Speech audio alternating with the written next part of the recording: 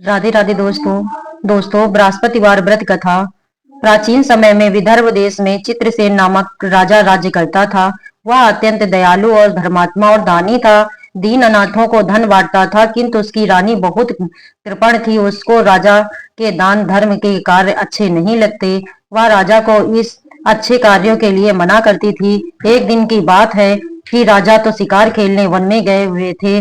घर पर रानी व उसकी दासी थी। उस समय बृहस्पति देव एक साधु का रूप धारण कर राजा के दरबार पर भिक्षा मांगने आए। तो रानी कहने लगी, हे साधु महाराज, मैं इस दान पुण्य से तंग आ गई हूँ। इन कार्यों के लिए तो मेरे पतिदेव ही बहुत है। अब आप इस प्रकार की कृपा करें कि यह सब धन नष्ट हो जावे तो मैं आराम से रह सकूं। साधु बोले, हे देवी, धन से तो कोई दुखी नहीं होता, इसको सभी चाहते हैं। पापी पुत्र और धन की इच्छा करते हैं। अगर आपके पास धन अधिक है तो भूखे मनुष्यों को भोजन कराओ, प्याऊ लगवाओ, गरीबों को दान दो, धर्मशाला बनवाओ, कुआं तालाब आदि निर्माण कराओ, निर्धन मनुष्यों की कुंवारी कन्याओं का विवाह कराओ। इस प्रकार के कर्मों से आपके कुल और आपका नाम परलोक में सार्थक होगा। रानी इन बातों से खुश ना हुई। बोली, हे साधु महाराज, मुझे ऐसे धन की आवश्यकता नहीं जिसे दान दूं या किसी को रखने में मेरा सारा समय बर्बाद हो जाए। साधु ने कहा, देवी, तुम्हारी ऐसी इच्छा है तो ऐसा ही होगा। मैं तुम्हें बताता हूँ, वैसा करना।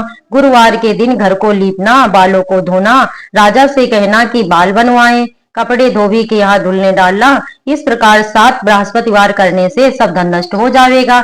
यह कहकर वह साधु महाराज वहां से अंतर ध्यान हो गए। रानी ने साधु के कहने के अनुसार वैसा ही किया।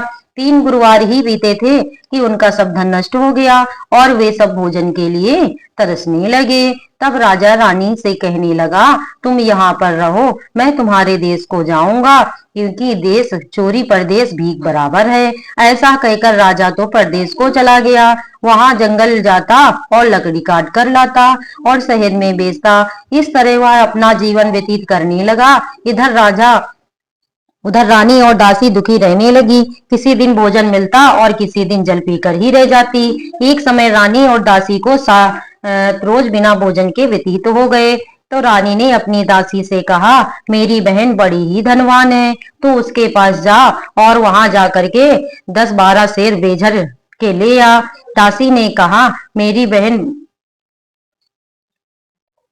ठीक है, मैं जाती हूँ। रानी की बहन मांगला, जिससे कुछ समय के लिए गुजर हो जाएगी। रानी की आज्ञा से दासी उसकी बहन के पास गई। रानी की बहन उस समय पूजन कर रही थी। दासी रानी की बहन को देखकर बोली, रानी जी, मुझे आपकी बहन ने भेजा है, मेरे लिए कुछ बेझर दे दो। दासी ने यह बात अनेक बार कही, परंतु रानी ने कुछ उत्तर ना दिया।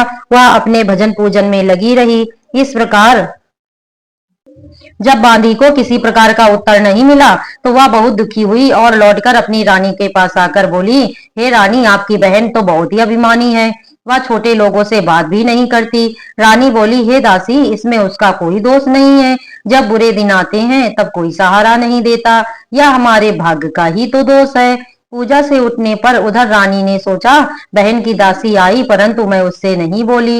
यह सोचकर वह अपनी बहन के घर चल दी और जाकर अपनी बहन से कहने लगी, हे बहन, मैं बृहस्पति देव का व्रत कर रही थी। जब तक कथा होती है तब तक ना बूटते हैं न बोलते हैं, इसलिए मैं नहीं बोली। कहो दासी क्यों गई थी? रानी बोली, बहन, हमारे अनाज नहीं था, इस कारण मैं दासी को तुम्हारे पास 25 शेर बेझर लेने के लिए भेजा था। तब रानी की बहन बोली, बृहस्पति भगवान सब इच्छा पूर्ण करते हैं। अरे हाँ, अनाज तो तुम्हारे घर में भी रखा होगा। जब रानी घर के अंदर गई तो वहां उसे एक कोठी बेझर से भरी मिल गई। अब तो रानी और दासी बहुत खुश हुई। दासी कहने लगी, हे रानी, देखो, वैसे भी हमको जब भोजन नहीं मिलता तो उस रोज निराहार ही रहते हैं। इससे व्रत की बुद्धि और कथा पूछ ली जावे तो हम भी यह व्रत किया करें। रानी ने बहन से पूछा कि बहन, बृहस्पति भगवान का व्रत कैसे करना चाहिए? रानी की बहन ने कहा, गुरुदेव के व्रत कैसे में कहानी सुनकर चने की दाल और मुनक्का आदि से विष्णु भगवान को केले की जड़ में प्रतिष्ठित कर पूजन कर दीप जलाते हैं, पीला भोजन करते हैं। भगवान का गुणगान कीर्तन करने से सभी की मनोकामनाएं पूर्ण होती हैं। तब रानी व दासी ने निश्चय किया कि वे भी बृहस्पति देव का व्रत पूजन किया करेंगी। गुरुवार का दिन आया तो उन्होंने भी व्रत रखा। दासी घुड़साल से चना गुड़ ले आई। उन्होंने केले की जड़ में विष्णु भगवान का पूजन किया और कथा सुनी। अब पीला भोजन कहाँ से आवे, यह सोचकर बिचारी बड़ी दुखी हुई। उन्होंने व्रत किया था। गुरु भगवान प्रसन्न हुए। वे दोनों थालों में सुंदर भोजन लेकर आए और दासी को देकर बोले, लो यह तुम्हारे और रानी के लिए भोजन है। तब दासी रानी से बोली, चलो भोजन कर लो। रानी को पता नहीं था, इसलिए वह बोली, तू हमारी हंसी क्यों उड़ाती है। दासी बोली, रानी जी। अब दोनों ने गुरु भगवान को प्रणाम कर भोजन किया। फिर तो वे प्रत्येक गुरुवार को विष्णु भगवान का व्रत और पूजन करने लगी। गुरुदेव की कृपा से रानी के पास फिर से धन हो गया, किंतु रानी उसी प्रकार आलस करने लगी। तब दासी बोली, देखो रानी जी, तुम पहले भी इस प्रकार आलस करती थी, इससे सब धन नष्ट हो गया। अब गुरु भगवान की कृपा से फिर धन मिला है, इसलिए आपको दान पुण्य करना चाहिए। अब आप भूखे मनुष्यों को भोजन कराओ, मंदिर पाठशाला बनवा के दान दो, कुंवारी कन्याओं का विवाह कराओ। इस तरह धन को शुभ कार्यों में खर्च करो, जिससे तुम्हारे कुल का यश बढ़े तथा स्वर्ग प्राप्त हो, जिससे पितर भी प्रसन्न होंगे। दासी की बात मान रानी ने धर्म कर्म और दानादि करना प्रारंभ कर दिए। चारों ओर उनका यश बढ़ने लगा। एक दिन रानी और दासी विचार करने लगी कि ना जाने हमारे राजा किस हाल में होंगे, उनकी कोई खबर नहीं मिल रही। तब उन्होंने गुरु भगवान से उनके लिए प्रार्थना की, तो भगवान ने रात्रि में राजा को स्वप्न में कहा कि हे राजा, तेरी रानी तुझको याद करती है, अब तू अपने देश को जा। राजा प्रातः काल उठा और विचार करने लगा, स्त्री जाति खाने पहनने की संगिनी होती है, पर भगवान की आज्ञा मानकर वह अपने नगर के लिए चलने को तैयार हुआ। इससे पूर्व जब राजा परदेश चला गया था, तो वह परदेश में दुखी रहता था। प्रतिदिन जंगलों में लकड़ी बीन कर लाता और उन्हें शहर में बेचकर मुझे अपने जीवन को बड़ी कठिनता से व्यतीत करता था। एक दिन राजा दुखी होने लगा। तब उस जंगल में दयालु बृहस्पति देव एक साधु का रूप धारण कर आए और बोले, हे लकड़ारे, तुम इस सुनसान जंगल में किस चिंता में बैठे हो, मुझको बताओ। साधु की वंदना कर राजा बोला, हे प्रभु, आप सब कुछ जानने वाले हो। इतना कहकर राजा ने अपनी संपूर्ण कहानी सुना दी। तब महात्मा दयालु होते हैं, उससे बोले, हे राजा, तुम्हारी स्त्री ने बृहस्पति देव का अपराध किया था, जिस कारण तुम्हारी यह दशा हुई थी। अब तुम किसी बात की चिंता मत करो, भगवान तुम्हें पहले से अधिक धनवान करेगा। देखो, तुम्हारी स्त्री ने गुरुवार का व्रत आरंभ कर दिया है। तुम भी मेरा कहा मानकर बृहस्पतिवार को व्रत रखकर चने की दाल और गुड़ लोटे में डालकर केले के वृक्ष का पूजन कर कथा कहो और सुनो, भगवान तुम्हारी सब मनोकामना को पूर्ण करेंगे। साधु को प्रसन्न देख राजा बोला, हे प्रभु, लकड़ी बेचकर मुझे इतना पैसा नहीं मिलता जिससे भोजन करने के बाद कुछ बचा सको। मैंने रात्रि में अपनी रानी को भी व्याकुल देखा है। मेरे पास कुछ भी नहीं है जिससे उसकी खबर भी मांगा सकूं। फिर मैं कौन सी कथा कहूं, या मुझे कुछ भी मालूम नहीं। साधु ने कहा, तुम किसी बात की चिंता मत करो। बृहस्पतिवार के दिन तुम रोजाना की तरह लकड़ियां लेकर शहर जाओ, तुम्हें रोज से दुगना धन प्राप्त होगा, जिससे तुम पेट भर भोजन कर लोगे तथा बृहस्पति देव की पूजा का सामान भी आ जाएगा। बृहस्पतिवाद की कहानी कार प्राचीन काल में एक बहुत निर्धन ब्राह्मण रहता था। उसकी कोई संतान नहीं थी। उसकी स्त्री बहुत मलिनता के साथ रहती थी। वह न स्नान करती, न किसी देवता का पूजन करती। प्रातः काल उठते ही वह सर्वप्रथम भोजन करती, बाद में कोई अन्य काम करती। ब्राह्मण देवता बड़े दुखी थे। बेचारे बहुत कुछ कहते, किंतु उनका परिणाम ना कुछ निकलता। भगवान की कृपा से ब्राह्मण की स्त्री के कन्या रूपी रत्न पैदा हुआ। वह धीरे धीरे बड़ी होने लगी। बालिका प्रातः काल स्नान करके विष्णु भगवान का जप और गुरुवार का व्रत करने लगी। अपने पूजन को समाप्त करके वह स्कूल जाती समय मुट्ठी में जौ भर के ले जाती और स्कूल के मार्ग में डालती जाती। वे जौ स्वर्ण के हो जाते, जिन्हें लौटते समय वह बीन कर ले आती थी। एक दिन वह बालिका सूप में सोने के जौ फटक कर साफ कर रही थी कि उसके पिता ने देख लिया, तो कहा, बेटी, सोने के जौ फटकने के लिए सोने का सूप होना चाहिए। दूसरे दिन गुरुवार था। कन्या ने व्रत रखा और बृहस्पति देव से प्रार्थना करके कहा, हे प्रभु, मैंने आपकी पूजा सच्चे मन से की हो तो मेरे लिए सोने का सूप भी दे दो। बृहस्पति देव ने उसकी प्रार्थना स्वीकार कर ली। नित्य की भांति वह जौ डालती हुई पाठशाला गई। जब लौटते समय में आई तो भीन रही थी, तो बृहस्पति देव की कृपा से उसे वहां सोने का सूप मिला। उसे वह घर ले आई और वह उससे जौ साफ कर रही थी। घर में सब प्रकार का सुख और मंगल हो गया। एक दिन की बात है कि वह कन्या सोने के सूप के जौ फटक कर साफ कर रही थी। उसी समय नगर का राजकुमार वहां होकर निकला। इस कन्या के रूप और कार्य को देखकर बहुत ही मोहित हो गया। वह घर जाकर भोजन तथा जल त्याग कर उदास होकर लेट गया। राजा को जब इस बात का पता लगा तो वह अपने प्रधानमंत्री के साथ उसके घर आए और बोले, बेटा तुम्हें किस बात का कष्ट है? किसी ने तुम्हारा अपमान किया अथवा कोई भी अन्य कारण हो सो कहो, मैं वही कार्य करूंगा जिससे तुम्हारी प्रसन्नता हो। राजकुमार बोला, मुझे आपकी कृपा से किसी बात का दुख नहीं है और न किसी ने मेरा अपमान किया है, परंतु मैं उस लड़की के साथ विवाह करना चाहता हूँ जो सोने के सूप में जौ साफ कर रही थी। वह सुनकर राजा आश्चर्य में पड़ गया और बोला, हे बेटा, इस तरह की कन्या का पता तुम ही लगाओ, मैं उसके साथ तुम्हारा विवाह अवश्य ही करवा दूंगा। राजकुमार ने राजा को उस लड़की के घर का पता बताया। मंत्री उस लड़की के घर गया और राजा का आदेश ब्राह्मण को सुनाया। कुछ दिन बाद ब्राह्मण की कन्या का विवाह राजकुमार के साथ संपन्न हो गया। कन्या के घर से जाते ही उस ब्राह्मण देवता के घर में पहले की तरह गरीबी का वास हो गया। अब भोजन के लिए भी अन्न बड़ी मुश्किल से मिलता था। एक दिन दुखी होकर ब्राह्मण अपनी पुत्री से मिलने गया। बेटी ने पिता की दुखी अवस्था को देखा और अपनी माँ का समाचार पूछा। ब्राह्मण देवता ने सभी हाल कह सुनाया। तब कन्या ने बहुत सारा धन देकर अपने पिता को विदा कर दिया। इस तरह ब्राह्मण का कुछ समय सुखपूर्वक बीता, लेकिन कुछ दिन बाद फिर वही हाल हो गया। ब्राह्मण फिर अपनी कन्या के यहाँ गया और सभी हाल कहा तो पुत्री कहने लगी, हे पिताजी, अब माताजी को यहाँ लिवा लाओ, मैं उससे वह भी बताऊंगी जिससे गरीबी दूर हो जाए। तब ब्राह्मण देवता अपनी पत्नी को साथ लेकर अपनी पुत्री के पास राजमहल में पहुंचे तो पुत्री अपनी माँ को समझाने लगी, हे माँ, तुम प्रातः काल उठकर प्रथम स्नान करके विष्णु भगवान का पूजन करो तो सब दरिद्रता दूर हो जाएगी। परंतु उसकी माँ ने उसकी एक बात न मानी। वह प्रातः काल उठकर अपनी पुत्री का बचा हुआ जूठन खा लेती थी। एक दिन उसकी पुत्री को बहुत गुस्सा आया और उसने एक रात को सारा सामान निकाल दिया और उसमें माँ को बंद कर दिया। प्रातः उसमें से निकाला और स्नान करा के पूजा पाठ करवाया तो उसकी माँ की बुद्धि ठीक हो गई। इसके बाद वह नियम से पूजा पाठ करती और प्रत्येक बृहस्पतिवार को व्रत करती। इस व्रत के पूर्ण प्रभाव से उसकी माँ भी बहुत धनवान हो गई और बृहस्पति देवता के प्रभाव से स्वर्ग को गई। वह ब्राह्मण भी सुखपूर्वक इस लोक को सुख भोग कर स्वर्ग को प्राप्त हुए। इस तरह कहानी कहकर साधु महाराज वहां से अंतर्ध्यान हो गए। धीरे धीरे समय बीतने पर फिर बृहस्पति वार का दिन आया। राजा जंगल से लकड़ी काटकर किसी शहर में बेचने गया। उसे उस दिन और एक दिनों से अधिक धन मिला। राजा ने चना गुड़ आदि लाकर बृहस्पतिवार का व्रत किया। उस दिन से उसके सभी कलेश दूर हुए। परंतु जब अगला गुरुवार का दिन आया तो वह बृहस्पतिवार का व्रत करना भूल गया।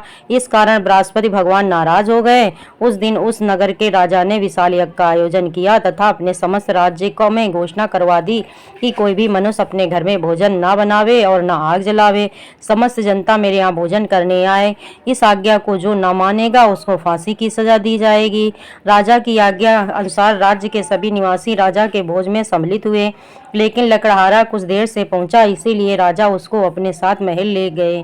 जब राजा लकड़हारे को भोजन करा रहे थे तो रानी की दृष्टि उस खूंटी पर पड़ी जिस पर उसका हार लटका हुआ था। उसे हार खूंटी पर लटका दिखाई नहीं दिया। रानी को निश्चय हो गया कि मेरा हार उस लकड़हारे ने चुरा लिया। उसी समय सैनिक बुलवाकर उसको कैदखाने में डलवा दिया।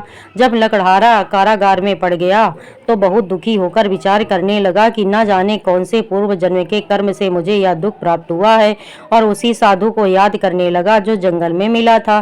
तत्काल बृहस्पति देव साधु के रूप में प्रकट हो गए और उसकी दशा को देखकर कहने लगे, अरे मूर्ख, तूने बृहस्पति देव की कथा नहीं की, इस कारण तुझे दुख प्राप्त हुआ है। अब चिंता मत कर, बृहस्पतिवार के दिन कारागार के दरवाजे पर 4 पैसे पड़े मिलेंगे, उनसे तू बृहस्पति देव की पूजा करना तो तेरे सब कष्ट दूर हो जाएंगे। अगले बृहस्पतिवार उसे जेल के द्वार पर 4 पैसे पड़े मिले। राजा ने पूजा का सामान मंगवाया, कथा कही और प्रसाद बांटा। उसी रात्रि को बृहस्पति देव ने उस नगर के राजा को स्वप्न में कहा, हे राजा, तूने जिस आदमी को जेल में बंद कर दिया वह निर्दोष है, वह राजा है, उसे छोड़ देना। रानी का हार उसी खूंटी पर लटका हुआ है, अगर तू ऐसा नहीं करेगा तो मैं तेरे राज्य को नष्ट कर दूंगा।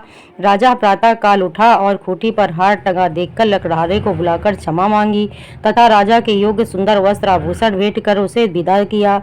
गुरुदेव की आज्ञा अनुसार राजा अब अपने नगर को चल दिया। राजा जब नगर के निकट पहुंचा तो उसे बड़ा ही आश्चर्य हुआ। नगर में पहले से अधिक बाग, तालाब और कुएं तथा बहुत सी धर्मशाला, मंदिर आदि बने हुए हैं। राजा ने पूछा कि यह किसका बाग और धर्मशाला है? तब नगर के सब लोग कहने लगे, यह सब रानी और दासी का है। राजा आश्चर्य में पड़ गया और गुस्सा भी आया। तब रानी ने जब खबर सुनी कि राजा आ गए हैं तो उसने अपनी दासी से कहा, हे दासी, देख राजा हमको कितनी बुरी हालत में छोड़ गए थे, वह हमारी ऐसी हालत देखकर लौट ना जाएं, इसलिए तू दरवाजे पर खड़ी हो जा। रानी की आज्ञा अनुसार दासी दरवाजे पर खड़ी हो गई। जब राजा आए तो उन्हें अपने साथ महल लिवा लाई। तब राजा क्रोध में अपनी तलवार निकाली और पूछने लगा, बताओ यह धन तुम्हें कैसे प्राप्त हुआ है? तब रानी ने कहा, हमें यह सब धन बृहस्पति देव के व्रत के प्रभाव से प्राप्त हुआ। राजा यह सुनकर बहुत ही खुश हुआ। अब राजा ने निश्चय किया कि वह 7वें दिन तो सभी बृहस्पति देव का पूजन करते हैं, परंतु मैं प्रतिदिन कई बार कहानी कहूंगा। राजा के दुपट्टे में हर समय दाल बंधी रहती थी। वह दिन में 3 बार कहानी कहता। एक रोज राजा ने सोचा, चलो अपनी बहन के यहाँ हो आमे। यह सोचकर राजा घोड़े पर सवार हो अपनी बहन के यहाँ चल दिया। मार्ग में उसने देखा कि कुछ आदमी एक मुर्दे को लिए जा रहे हैं। उन्हें रोककर राजा कहने लगा, अरे भैया, बृहस्पति देव की कहानी सुन लो। वे बोले, लो हमारा तो आदमी मर गया, इसे अपनी कथा की पड़ी है। कुछ आदमी बोले, अच्छा कहो, हम तुम्हारी कथा सुनेंगे। राजा ने दाल निकाली और कथा कही। तब कथा आधी हुई तो मुर्दा हिलने लगा और जब कथा समाप्त होने पर राम राम करके वह मुर्दा खड़ा हो गया। आगे मार्ग में एक किसान खेत में हल चलाता मिला। राजा उससे बोला, अरे भैया, मेरी बृहस्पतिवाद की कथा सुन लो। किसान बोला, जब तक मैं तेरी कथा सुनूंगा तब तक 4 हरया जोत लूंगा, अपनी कथा किसी और को सुनाना। राजा आगे चला, परंतु राजा के हटते ही बैल पछाड़ खाकर गिर गए तथा किसान के पेट में बहुत जोर से दर्द होने लगा। उसी समय उसकी माँ रोटी लेकर आई। उसने जब यह देखा तो अपने पुत्र से कारण पूछा। बेटे ने सभी हाल कह दिया तो बुढ़िया दौड़ी दौड़ी उड़ घुड़सवार के पास गई और बोली, तुम्हारी कथा मैं सुनूंगी, तुम अपनी कथा मेरे खेत पर चलकर कहना। राजा ने बुढ़िया के खेत पर कथा कही और जिसके सुनते ही बैल खड़े हो गए तथा किसान के पेट का दर्द दूर हो गया। यहाँ से राजा अपनी बहन के घर आ पहुंचा। बहन ने भाई की मेहमानी की। दूसरे दिन प्रातः काल राजा जागा तो उसने देखा कि सब लोग भोजन कर रहे हैं। राजा ने अपनी बहन से कहा कि ऐसा कोई मनुष्य है जिसने भोजन ना किया हो, वह मेरी बृहस्पतिवार की कथा सुन ले।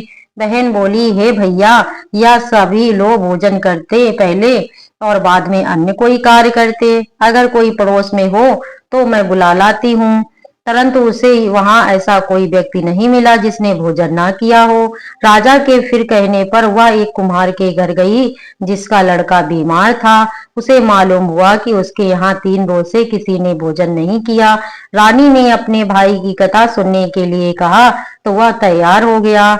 राजा ने उसके घर जाकर बृहस्पतिवार की कथा कही, जिसको सुनकर उसका लड़का ठीक हो गया। अब तो राजा की और व्रत की प्रशंसा होने लगी। एक दिन राजा ने अपनी बहन से कहा, हे बहन, अब हम अपने घर को जाएंगे, तू भी तैयार हो जा। राजा की बहन ने अपनी सास से कहा। सास बोली, हाँ चली जा, परंतु अपने लड़कों को मत ले जाना, क्योंकि तेरे भाई के कोई संतान नहीं है। बहन ने अपने भैया से कहा, हे भैया, मैं तो चलूंगी, परंतु कोई बालक नहीं जाएगा।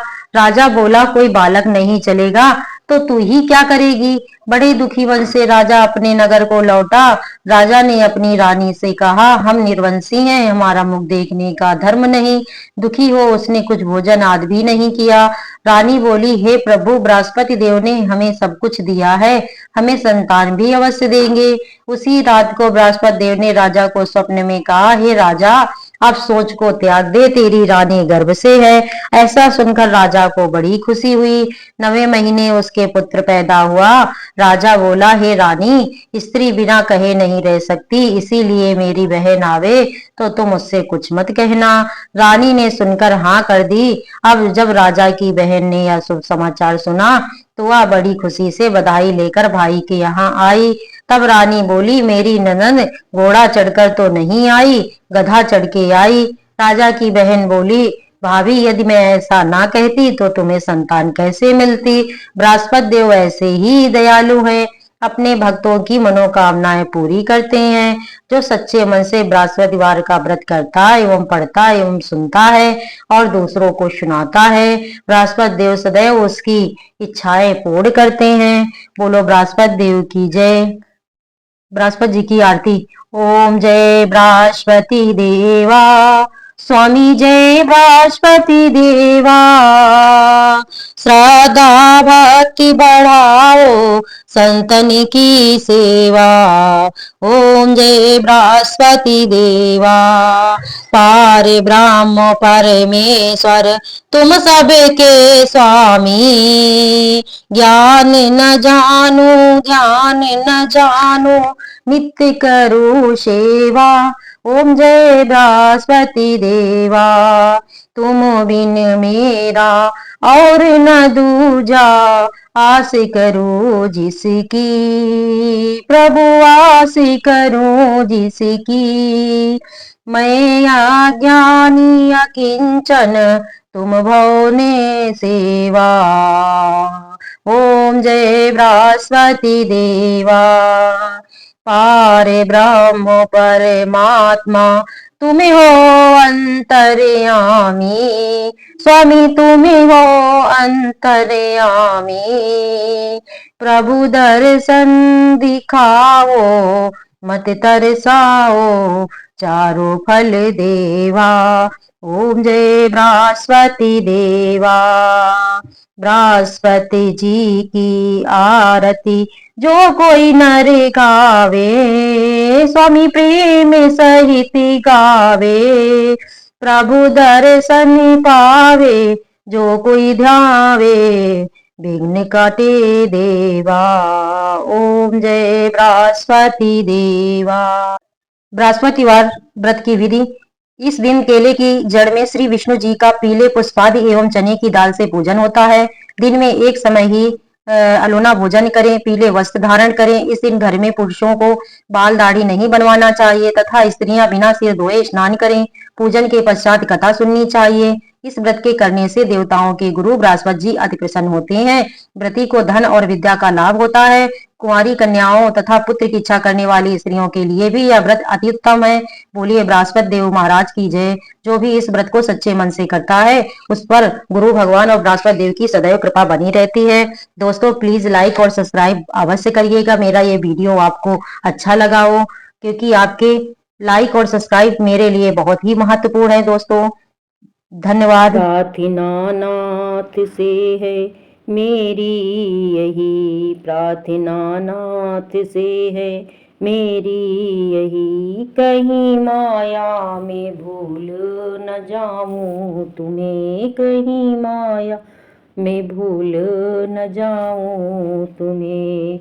निज भाग से चाहे जहाँ भी रहो, निज भाग से चाहे जहाँ भी रहो, सुख में दुख में नित्य ध्याऊं तुम्हें। प्रार्थना नाथ से है मेरी, यही कहीं माया में भूल न जाऊं तुम्हें।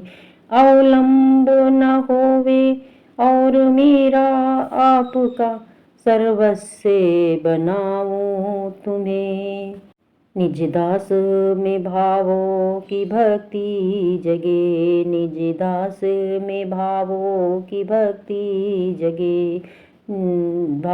जहाँ देखो वहाँ नाथ पाऊँ तुम्हें, जहाँ देखो वहाँ नाथ पाऊँ तुम्हें। प्रार्थना नाथ से है मेरी, यही प्रार्थना नाथ से है मेरी यही कहीं माया में भूले न जाऊं तुम्हें, कहीं माया में भूले न जाऊं तुम्हें। प्रेम से बोलिए सच्चे दरबार की जय।